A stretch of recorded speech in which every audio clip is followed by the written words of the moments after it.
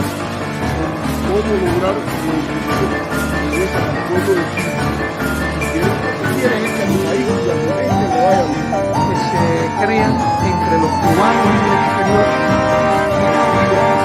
educación, interés al mundo.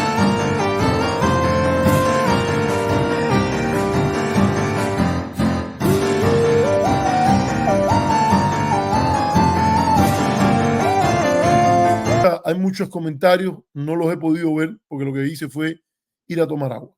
Miren, ¿qué pasa con el caso de Víctor Raúl Haya de la Torre? ¿Quién es Víctor Raúl Haya de la Torre? Es importante para verlo, lo que pasa aquí. Hay un partido muy importante en la historia latinoamericana que se llama el APRA. Incluso Julio Antonio Mella tuvo un gran debate con Víctor Raúl Haya de la Torre, Julio Antonio Mella, el líder comunista cubano, con Víctor Raúl Haya de la Torre, sobre lo que Haya de la Torre defiende como las especificidades de un socialismo latinoamericano. Y Mella básicamente es bien duro con Haya y dice que Haya de la Torre, que el socialismo es parte del planeta Tierra, que América Latina es parte del planeta Tierra, que por tanto las cosas que son válidas en general del socialismo y del marxismo son válidas aquí en las Américas y todo ese tipo de cosas. A mí me parece, para que quede claro, que yo creo que Haya tiene argumentos más sólidos y más convincentes que los de Mella por un buen tramo. Pero ese no es el tema que vamos a conversar aquí. Haya de la Torre también es una figura muy importante en la promoción de la autonomía universitaria. Fíjense, ninguna falta de respeto hacia Julio Antonio Mella, una figura digna de admirar por su enfrentamiento a la dictadura de Machado, su huelga de hambre, etcétera, y el legado que deja la creación de la FEU, la Universidad Popular José Martí, etcétera. Pero yo estoy hablando de rigor, poder intelectual en ese debate. Ahora, Haya, que es importante en esto, es una figura importantísima en la idea de el progresismo latinoamericano de la época. Incluso en Cuba llega a haber una cosa que se llamaba el Partido Aprista Cubano, dirigida por aquel que fue después director de Bohemia, pero fue sobre todo su mayor punto de celebridad era conducir la sección en Cuba de la revista Bohemia en la época que la dirigía Miguel Ángel Quevedo. Este grupo peruano que se llama el APRA se convierte en un partido, se trató de convertir en un partido continental porque Haya incluso había estado asilado en México. Se llama la Alianza Popular Revolucionaria Americana. Hay un gran libro de Haya que se llama El Estado, creo que se llama El Socialismo y el Estado en América Latina, algo así. Es un gran libro. Yo lo leí hace muchos, muchos años, cuando ponía mucho énfasis en el estudio del Perú, que fue el primer país que me motivó a estudiar en América Latina. Yo creo que cuando alguien me dice estudiar en América Latina, digo, empieza por Perú y México. Son los dos países que tienen una tradición. Por cierto, la mejor comida, las mejores comidas también de América Latina, la peruana y la mexicana. Tiene una variedad notable, una historia que la hace singular. Entonces, Haya, el APRA, ha estado muy cercano de llegar al poder. Es un partido que tiene mucha base, particularmente en el norte del Perú, al punto que alguna gente le llamaba el sólido norte aprista, la zona de Trujillo, pero que también se expande al centro, la costa, la sierra, y que tiene una agenda progresista de reforma agraria, nacionalización, industrialización acelerada, toda una agenda que es muy interesante estudiar y muy tempranamente. Tiene a líderes muy bien preparados a su izquierda y a su centro izquierda y al centro derecha. El propio Haya de la Torre, está también Luis Alberto Sánchez, que es un hombre más bien de derecha, Zapatón, que se llamaba Villanueva, no me acuerdo ahora el apellido de que le decían Zapatón, que es Villanueva, y que también son gente que tienen un papel importantísimo, político, sus proyecciones a nivel internacional, etc. Ahora, para el año 46, 47 o 48, si mal no recuerdo, se produce una gran rebelión aprista con la complicidad de sectores en las Fuerzas Armadas que han estado apoyando a el pensamiento de Haya de la Torre. Es parte de la formación de un pensamiento nacionalista que después se va a ver expresado en el gobierno militar progresista. Usted lo que quiere le puede poner también dictadura de el general Juan Velasco Alvarado, que va a llegar al poder en 1968. Hay todo un debate, que hay un libro memorable que se llama 3 de octubre de 68, Golpe o Revolución, que son entrevistas a los gestores y participantes del proceso militar en el Perú. Ahora, en aquella época, estamos hablando 47, 48, se produce la gran rebelión, una gran rebelión aprista. Hay incluso acciones armadas, ataque a cuarteles, hay rebelión de la Marina, está un grupo que el APRA es un tronco de partido que tiene a su vez, tiene su partido, su esfera legal, pero tiene un aparato paramilitar que se llaman los Búfalos, y liderean la rebelión esa ahí en el Perú. Yo, sinceramente, no tuve tiempo de acordarme bien de todos los detalles y quería haberlo leído, pero no tuve el tiempo. Puede ser que haya sido 48, puede ser que haya sido 47, pero es esa época. Y Haya de la Torre busca refugio cuando el gobierno para esa rebelión, porque incluso hubo confusión entre los apristas, algunos no querían lanzar la rebelión, otros sí. Al final, Haya de la Torre es perseguido y con una orden de, lo más probable, iban a ser bien duro con él, bien duro. Los militares y el gobierno peruano de entonces, que creo que era el gobierno de Bustamante, aunque puede ser que yo esté equivocado. Entonces, ¿qué pasa? Que además había prohibición total al APRA. El APRA no podía existir como partido político en el Perú. Colombia le da asilo en la embajada a Víctor Raúl Haya de la Torre. Cuando esto ocurre, el Perú dice, no, nosotros no nos sentimos que esto es correcto. Haya de la Torre ha cometido delitos de promoción de rebelión, de sangre nueva. Él no está siendo perseguido por su manera de pensar. Está siendo perseguido por delitos concretos que se han llevado a la muerte de peruanos. ¿Y qué dice el gobierno peruano? Entonces dice, bueno, Colombia lo declara, pero nosotros no le vamos a dar el salvoconducto y no reconocemos el asilo político que ha otorgado Colombia. Colombia y el Perú llevan el caso a la Corte Internacional de Justicia. ¿Y qué pasa cuando llevan el caso a la Corte Internacional de Justicia? Que la manera que el Perú presenta las preguntas es la manera en su memorial, porque generalmente ahí los países llevan su memorial, su posición y le explican y dicen a los jueces lo que ellos deben, lo que ellos creen que es el core, el cogollo de la disputa. Y ellos dicen, los peruanos dicen, mire, usted tiene que responder dos preguntas. La primera es si nosotros tenemos como gobierno, tenemos la obligación internacional de aceptar de que el Estado de la sede diplomática, donde se ha pedido asilo, decida sobre la naturaleza política de la persecución. Y segundo, si estamos obligados, por una vez si aceptamos que ese Estado es el que lo decide, si nosotros estaríamos obligados a dar el salvoconducto. La Corte Internacional de Justicia es clara en eso y le daría suficiente latitud al Ecuador para negarse a otorgar el salvoconducto al vicepresidente Jorge Glass. ¿Cuál es la respuesta de la Corte Internacional de Justicia en este caso que se resuelve en 1950? Usted también lo puede buscar. Caso asilo, Haya de la Torre, Colombia versus Perú. La respuesta de la Corte Internacional de Justicia es negativa en los dos casos.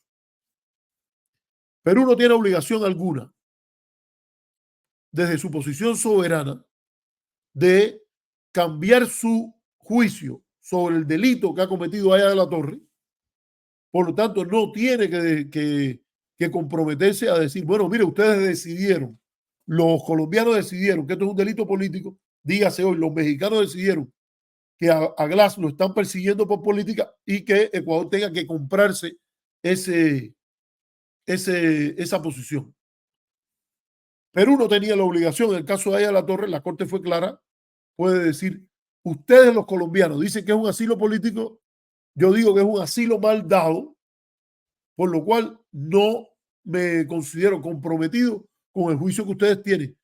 Yo soy tan soberano como tú y la soberanía me permite a mí decir que no estoy comprometido con tu juicio. Eso Ecuador lo tiene a su favor, porque no tiene por qué sentirse comprometido con la decisión de las autoridades mexicanas. Segundo, dice, si hay discrepancia, eso dice la Corte Internacional de Justicia, si hay discrepancia, tampoco el gobierno peruano estaría en la obligación de otorgarle el salvoconducto, que es parte del sistema de asilo concebido en la Convención de La Habana, modificada en el 33, y la Convención, en este caso de la Convención, porque esto es antes de la Convención de 54, de Caracas. Entonces lo que le dice es, queda abierto, usted no tiene que aceptar el juicio de Colombia sobre Aya de la Torre, en este caso sería el juicio mexicano sobre Glass, y no tiene tampoco la obligación de darle el salvoconducto. Ese juicio es bien claro. Ahora, ¿qué dice Ecuador ahora? Que tiene, en ese caso está en el lado de la potestad de hacer eso. Ecuador dice que ellos le avisaron al gobierno mexicano que ellos discrepaban con la concesión de asilo y que estaban dispuestos a tomar medidas de fuerza mayor con las mayores consecuencias. Pero, ¿qué quiere decir con las mayores consecuencias dentro del derecho internacional? Se deriva, fíjense, se deriva de que Ecuador, o en el caso peruano, con Aya de la Torre, se deriva que el Estado anfitrión o receptor, al decir de que no, con su derecho, de que no está de acuerdo con el juicio por el cual se le ha dado el asilo político,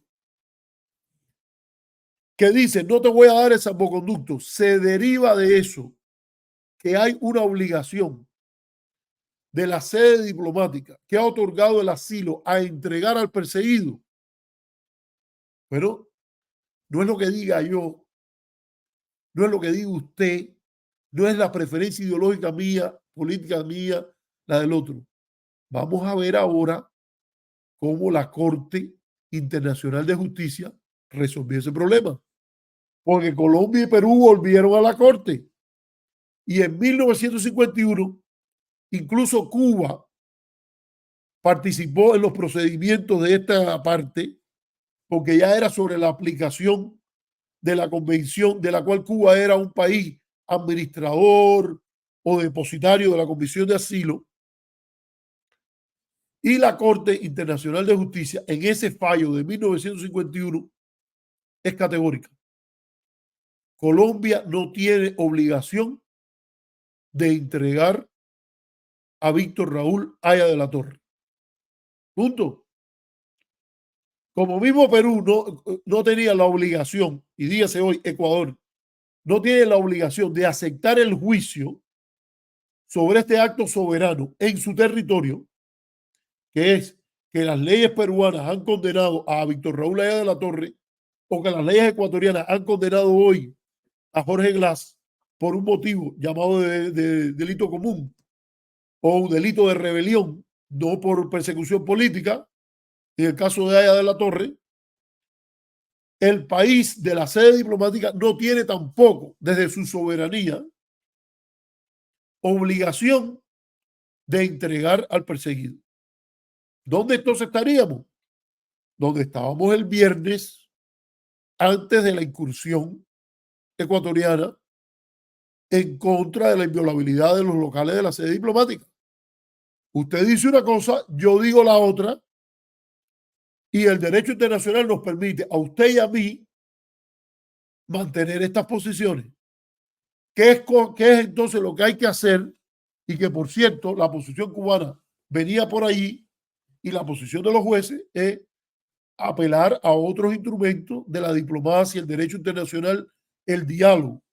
Por lo cual, dos países que están en discrepancia han elevado la polémica a calor de declaraciones presidenciales, están forzados a negociar, conversar en el entendido de que no se va a violar el principio de la protección de la sede diplomática mexicana. Eso es lo que en general se postula aquí. Bajo esos principios, que repito, esto no tiene nada que ver ni con la visión ideológica, ni con la izquierda, ni con la derecha. No debe, lo extraño, la sorpresa no es que Javier Milei, porque la gente está buscando la explicación de por qué Javier Milei y la canciller Diana Mondino han tomado la posición de condenar a un aliado dentro de la derecha latinoamericana. Y que hasta el otro día Milei estaba criticando y fajado con Petro y con AMLO, y que ahora mira lo que hace. Siempre la izquierda se mete y hasta no lo intimidaron. Mira, yo no tengo ninguna simpatía por Javier Milei, pero yo no creo que lo hayan intimidado. O diciendo que el problema es los refugiados que hay en la embajada, las personas que están en la embajada argentina en Caracas. Y que el gobierno de Maduro tampoco los considera asilados políticos. Y entonces la idea es que Milei está cediendo ante eso. No, mira, Milei lo que está es en línea con lo que es esperado, anticipado de todos los países, que digan, no se puede entrar a la sede diplomática mexicana.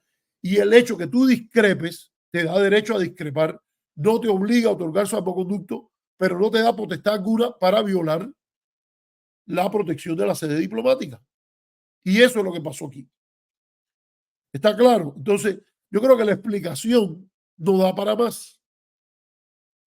México, en su derecho, que no es unilateral, o sea, la condición de asilo político y el salvoconducto no puede aspirarse, según la decisión de la Corte de 1950, a que sea unilateral.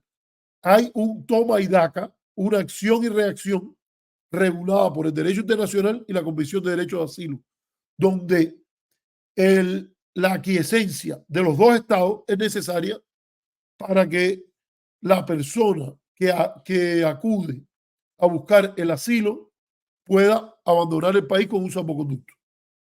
A la vez, la sede diplomática no está en obligación alguna de entregar a la persona que ha pasado ese procedimiento, y lo que tiene que hacer el país sede, el país anfitrión, el país receptor, es procurar, tanto uno como el otro, procurar una solución del problema desde el principio de la buena fe en las relaciones internacionales, donde se incluye la protección en el derecho diplomático de la inviolabilidad de los locales de las misiones. Bueno, vamos a hacer la última pausa aquí y voy a venir para hacer una referencia a lo de Ecuador. En 1981, la entrada de Cuba a la embajada de Ecuador y por dónde va. Porque este es un tema que ya veo que inmediatamente, por lo que estoy viendo en las preguntas de ustedes, esto es un tema que se manipula mucho. Mira, me gusta mucho, el amigo Belito dice compartan y den like. Bueno, vamos a ponerlo ahora mismo para que ustedes compartan, den like y suscríbanse. Aquí estamos. Bueno, vamos deja ver aquí. Bueno, ya están de nuevo repartidas gente que, ya ustedes saben, aquí viene gente que no entiende la naturaleza de este programa. Este programa es para gente inteligente. Aquí no es donde usted, si necesita hacer un tumbe de dinero, un con artist al estilo Trump, pueda llegar y tumbar plata. Eso tiene que hacerlo en los programas que son más de derecha, donde hay un público que es capaz de que le digan que el embargo no existe y creer que eso es verdad, que le digan que entrar a una sede diplomática es una cosa lo más normal del mundo, escupirlos y decirle que está lloviendo. Eso hay otros programas.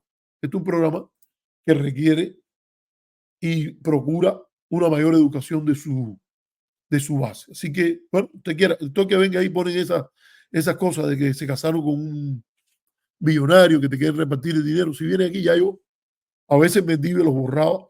Yo no tengo tiempo para eso, así que vamos a una pausa y nos vemos ya para discutir el tema de Cuba, Ecuador, lo que pasó en 1981 y creo que lo que pasó en 1980 con la Embajada del Perú es más